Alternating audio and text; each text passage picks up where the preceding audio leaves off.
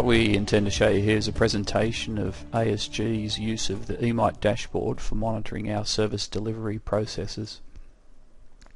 First up, we'll show you the integration with CISCO's UCCX call management system to show you phone metrics. So on the left here we can see the status of the agents associated with this call queue and whether they're dialed in and ready to take calls.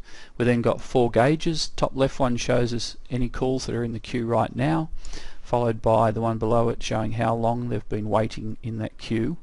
We can then show additional gauges, in this case for the average duration of a call, plus the percentage of calls that have been abandoned for today. We then have some integration with additional service management tools where we can drill into the processes such as incident, problem, change management.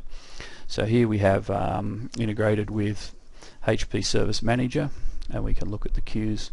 So here we have assigned to work group where we can look at the calls that are outstanding in the queue of the various work groups. Down the bottom left we have 2 panels where you can either view it by the priority of the call or the status of the call.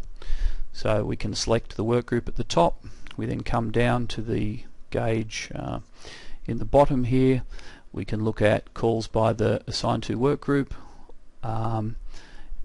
that we have now filtered via the priority or via the status. We can then further drill into the particular status selected, in this case work in progress, and it will show us the calls that are waiting for that particular queue. So it shows us 3 calls and we have a number of fields that we can get visibility of. So the idea is team leaders can come to this screen, look at the calls by their work group, and then drill down into the particular calls associated to a person. Here we can further filter the calls so that we can remove certain statuses if we like, or we can click on any of the headings and sort for that particular column. This next screen here is Jeopardy calls. So this shows us calls within a particular queue and calls that are perhaps past due and calls that are coming up for deadline within the next few days. So we drill into the group. We can then see the calls range from 8 days overdue to perhaps 4 days into the future, and then we can select any of those columns and see the particular calls. The idea of that is to allow you to manage your Jeopardy calls and things that are coming up in the future. We then go into the incident management where we do the same sort of metrics for events. Here we have top 20 incidents for particular nodes, so we can look at the configuration items and number of calls that are associated with those calls, and we have both current and previous months. So we can pick on a particular configuration item and we get a listing of all the calls that are associated with that configuration for the period, so in this case the current month. So it allows us to do analysis of the top generating CIs in the system. Here we've got a view of calls based on breaches or SLA performance. So once again down the left we can look at the assigned to work group. Further we can drill into the individuals within a particular group and get a view of how they're going against calls, whether they're passing or failing the SLA for individual calls. So it just gives us a good analysis of the performance of the teams and the performance of the individuals. We can further drill through into the detail of any particular call if we wish. So in this scenario we see there's some calls where we don't know the status because the deadline hasn't expired at this stage.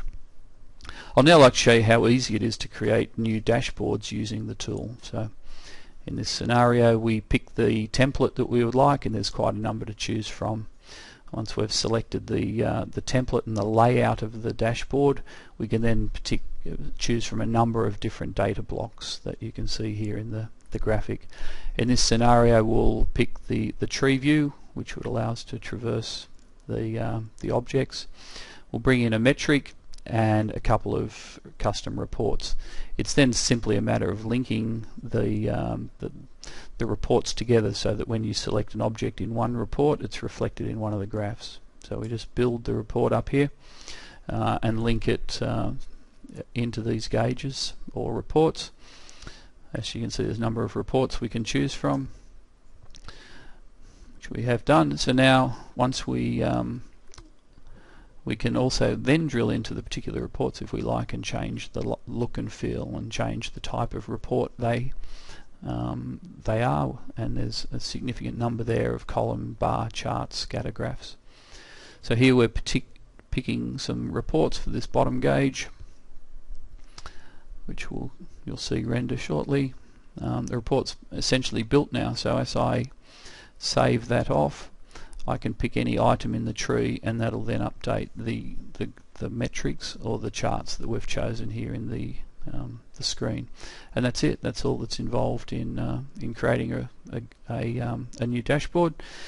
And here we further have a view of, we can go full screen, look at any of the particular views, sort by column, filter if we so wish, go back to the normal view, and essentially that's a new dashboard built, released for the people to use.